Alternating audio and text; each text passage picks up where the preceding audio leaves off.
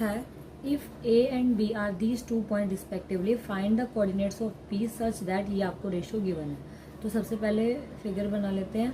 Line segment हमें ए और B दे रखी है, जिसमें ए के पॉइंट गिवन है -2, -2 और बी के कोऑर्डिनेट गिवन है 2, -4 और हमें बोला है कि बीच में पी जो है वो लाई करता है। अब बी थोड़ा लेफ्ट भी हो सकता है, पी थोड़ा राइट भी हो सकता है, पी सेंटर नहीं है। अब ध्यान रखना मिड पॉइंट हम तभी लगाते हैं जब ये बिल्कुल सेंटर हो।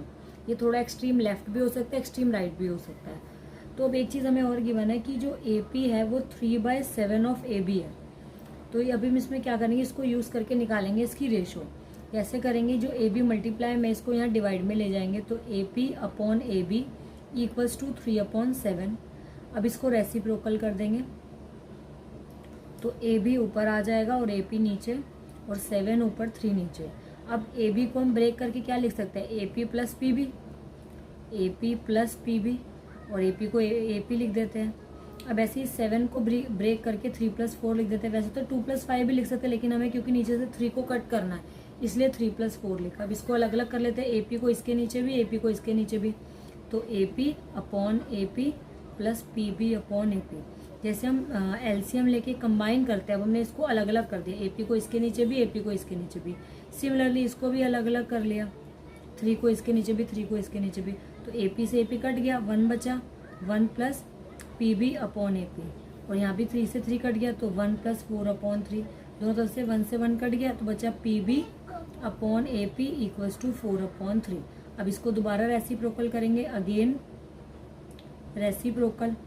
तो ए पी ऊपर पी बी नीचे इक्वल्स टू 3/4। तो मतलब ए पी और पी बी का रेशो 3/4 आया है। ए पी और पी बी का रेशो आ गया 3:4। अब हमारे पास रेशो की वैल्यू आ गई है। तो रेशो क्या होता है, m1 m2। तो m1 m2 की रेशो आ गई हमारे पास 3:4। अब हमारे पास x1 y1 और x2 y2 भी है, तो यहाँ पे लिख लेते हैं x1 y1 और x2 y2।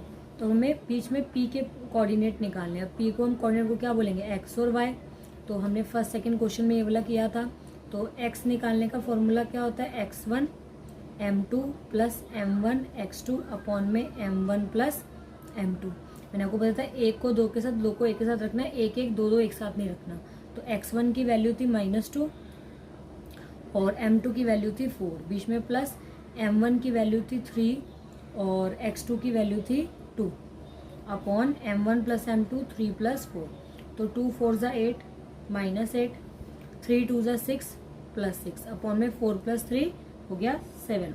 अब प्लस माइनस माइनस 8 में से 2 गया -2/7। तो ये आ गया